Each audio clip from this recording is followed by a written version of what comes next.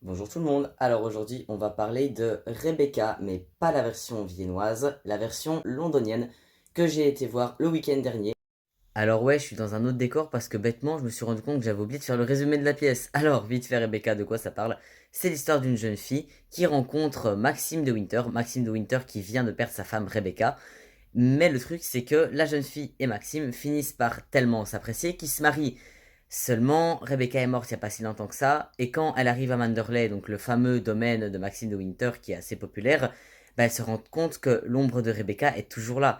Tout le monde parle que de Rebecca, les serviteurs en parlent comme si elle était presque toujours en vie, les conditions de sa mort deviennent de plus en plus bizarres, et on rajoute à ça Madame Danvers, qui est la gouvernante de la maison, qui est une grosse obsédée de Rebecca, et tout le monde parle tellement tout le temps de Rebecca que la nouvelle femme vient se demander si elle est vraiment morte, cette Rebecca. Est-ce qu'il n'y a pas encore son fantôme dans Manderley? Alors, qu'est-ce qu'on en a pensé? Clairement, il n'y avait pas le même budget qu'à Vienne, donc on va pas comparer là-dessus. On va rester correct. Niveau mise en scène, franchement, c'était super astucieux. La scène était beaucoup plus petite, c'était au Charing Cross Theatre, donc un petit théâtre à Londres.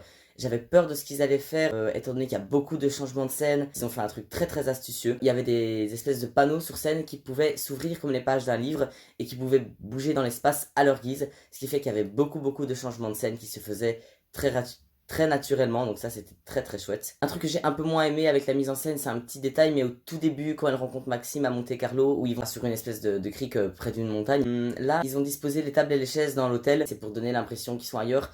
Personnellement, même s'il y avait le bruit des vagues, j'avais pas l'impression d'être transporté dans un autre endroit. Bon, un truc en revanche très très bien, c'est tout à la fin, ils ont mis beaucoup de fumée. Ce qu'ils ont fait, c'est qu'ils ont balancé des lumières oranges partout dans la salle, donc même pas sur la scène, vraiment dans la salle, et on avait vraiment l'impression que la salle en elle-même était en train de brûler, et même les acteurs, quand ils chantaient leur désespoir, ils étaient tout autour de nous sur les balcons, donc on avait vraiment l'impression d'être en train de brûler avec eux, donc ça c'était très très bien. Après, il y avait des chorégraphies, etc. Il y a certains moments où t'as l'impression que les acteurs ne savent pas trop ce qu'ils sont en train de faire. Par exemple, le moment où on retrouve le bateau, où c'est un moment un petit peu de drame et où tout le monde est un peu en panique, là ils font des danses très bizarres, et parfois ils font des mouvements qui n'ont pas vraiment de sens. Parfois, tu les vois, il y en a un qui est à terre, l'autre qui se tire, et puis ils se portent dans les bras sans aucune raison. Ok, ils essaient de faire des trucs, mais c'est pas très clair tout ça, c'est un peu bizarre. Niveau personnage, alors j'avais un petit peu peur en voyant Ich sur la couverture. Je me suis dit, elle a l'air trop propre sur elle. Ok, elle a pas l'air bien, mais elle dégage pas le petit côté enfantin et mal à l'aise qu'il y a dans le bouquin et dans la version viennoise. Et ben en fait, je me suis complètement trompé. Elle était mais incroyable. Toujours à se ronger les ongles, qui sait pas quoi faire. D'ailleurs, dès que quelqu'un dit un truc et qu'elle sait pas quoi répondre, elle s'enfuit. Dans cette version-là, c'est un peu le running gag. Drama, Ich s'enfuit. On voyait vraiment l'enfant en elle. Là où à Vienne, elle était quand même un peu plus adulte. Niveau Dani, elle était bien. Il y avait des scènes qui étaient vraiment incroyables. Par exemple, à la fin, quand elle arrive, on la voit, elle est plus du tout bien coiffée comme dans les autres versions. Elle a les cheveux complètement détachés et elle porte la robe de chambre de Rebecca. C'est une vision assez forte. Et waouh, rien que d'en parler, j'en ai des frissons. C'était très très bien. Mais son interprétation, c'était une autre Dani. Et avec ça, il n'y a pas de souci, mais je l'ai pas trouvé assez subtil. Au début, il y avait des moments où elle regardait vraiment Yves de haut en bas, mais d'un air vraiment très forcé, presque caricatural. Et je me suis dit, oula, si elle joue comme ça toute la pièce, ah non, ça va gâcher Dani. Au final, Dani n'a pas été gâchée, elle l'a bien joué. Mais il y a des moments où elle était quand même vraiment pas assez subtile. Ça m'a dérangé. Il y a des moments où c'était un peu too much, trop évident qu'elle détestait Madame de Winter, alors que c'est pas tant qu'elle la déteste, c'est surtout qu'elle a pas fait son deuil. Mais soit. Maxime était très bien. J'ai trouvé que l'acteur était un peu trop jeune. Je vais aussi faire une petite note sur le cousin de Rebecca, Favel. Il était mais incroyable. Il gageait pas le même truc que dans les autres adaptations que j'ai pu voir. Les beaux gosses surnois, manipulateurs. Là, le mec, il joue vraiment le Favel, mais dégueu dans le sens, il est vraiment, dès le début, on voit qu'il est malsain.